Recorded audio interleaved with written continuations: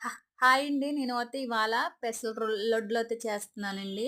ముందుగైతే ఒక కప్పుడు తీసుకొని పెసర్లో మంచిగా ఏపుకున్నాను. తర్వాత ముందుగా త ఏపేసినయి ఉంటే మళ్ళీ అయి కూడా కలుపుకున్నాను. కలుపుకున్నాక కొంచెం చల్లారేదాకా ఒక ప్లేట్‌లో అయితే పెట్టాను. పెట్టాక మళ్ళీ మిక్సీ గిన్నె తీసుకొని మిక్సీలో శుభ్రంగా మిక్సీ పట్టుకున్నాను మెత్తగా పొడి. ఒక ప్లేట్‌లోకేసుకున్నాను. అదే మిక్సీ గిన్నెలో కొంచెం పంచదార ఒకప్పుడు మనకి టేస్ట్‌కి తగ్గట్టు ఎక్కువ కావాలితే ఎక్కువ, తక్కువ కావాలితే తక్కువ. లాల్కాయ పొడి ఇంట్లో ఆడిందుంటే అది మిక్స్ చేసి అది కూడా ఆడాను. ఆ పొడిలో అయితే కలిపాను శుభ్రంగా. కళాయి పెట్టి ఇప్పుడైతే ఈ పొడన్నది మిక్సింగ్ బాగా కలిపేసుకొని కళాయి పెట్టి దాంట్లో 2 చెంచాలైతే నెయ్యయితే ఏసాను. ఏసి జీడిపప్పు సన్నంగా తరిక్కిని, బాదపప్పు సన్నంగా తరిక్కిని, మనకి ఏమేమి పప్పులు కావాలితే అయి ఏసుకోవచ్చు. నేనైతే అయ్యేసాను ఆ 2 రకాలును. మధ్య మధ్యలో పుచ్చకాయ గింజలు కూడా ఉన్నాయి.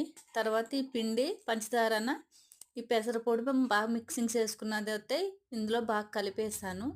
కలిపేసాక మరిగిన పాలుంటే ఆ పాలు మరిగిన పాలు దాంట్లో ఏసాను ఈ పొడిలో. ఈ పాకం బాగా పట్టాక బాగా కలుపుకున్నాక మంచిగా చల్లారాక గోరువెచ్చగా ఓ ప్లేట్లోకి తీసుకున్నాను. తీసుకుని అవి రౌండ్ షేప్ ఉండలతో చుట్టాను గోరువెచ్చగా ఉన్నప్పుడు. కానీ చల్లారితే చాలా గట్టిగా ఉన్నాయండి అవి లడ్లు అన్నవి. పెసర లడ్లు టేస్ట్ అయితే మాత్రం చూడక్కలొచ్చి చాలా చాలా బాగున్నాయి. ఇంటికి ఎవరైనా వస్తే కనుక వెళ్ళాక అప్పటికప్పుడు పెసరపప్పుతో లడ్లు అయితే తయారు చేసి ఇవ్వవచ్చు. ఈ వీడియో నచ్చితే లైక్ చేయండి. థ్యాంక్ యూ అండి.